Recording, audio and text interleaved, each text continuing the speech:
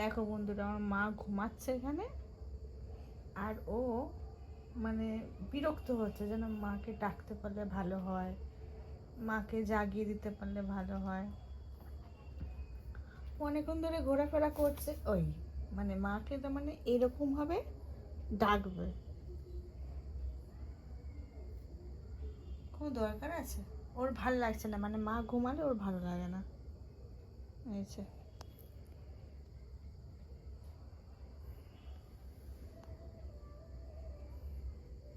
গানটা মানে রিল্যাক্স, কোনো ব্যাপার না।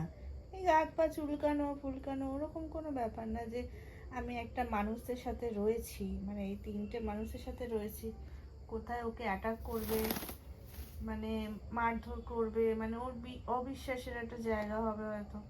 মানে ওর হয়তো কোনো প্রবলেম হয় না মানে আমাদের সাথে থাকতে। অনেকেই প্রশ্ন করে যে ওর কোনো অসুবিধা হয় বলে, কিন্তু আমাদের কোনো অসুবিধা আমাদের তো হয়ই না, কিন্তু ওরও দেখি আমাদের মানে আমাদের সাথে থাকতে তো মানে ওরা কোনো অসুবিধা হয় না।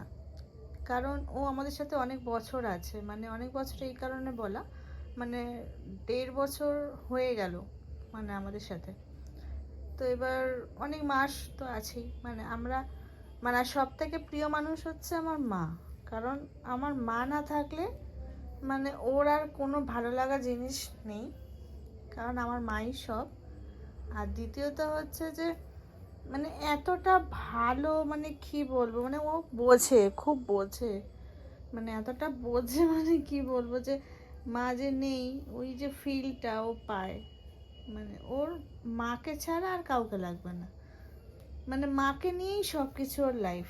মানে এই যে বসে আছে, আমিও তো এখানে শুয়ে আছি, কিন্তু ও মনে করতে পারলে কিন্তু আমার এই পায়েও উঠতে পারে, কিন্তু না, কিন্তু ওর জায়গাটা হচ্ছে আমার মায়ের, মাকে নিয়ে। মা যদি রান্নাঘরে যায়, ও কন্টিনিউয়াসলি মা রান্নাঘরে ওখানে গিয়ে ফ্রিজের মাথাতে গিয়ে বা সানসেটের উপরে বা অন্য কোথাওতে গিয়ে ঠিক বসে থেকে মাকে দেখবে। মানে ওর কাজ হচ্ছে মার সাথে থাকা।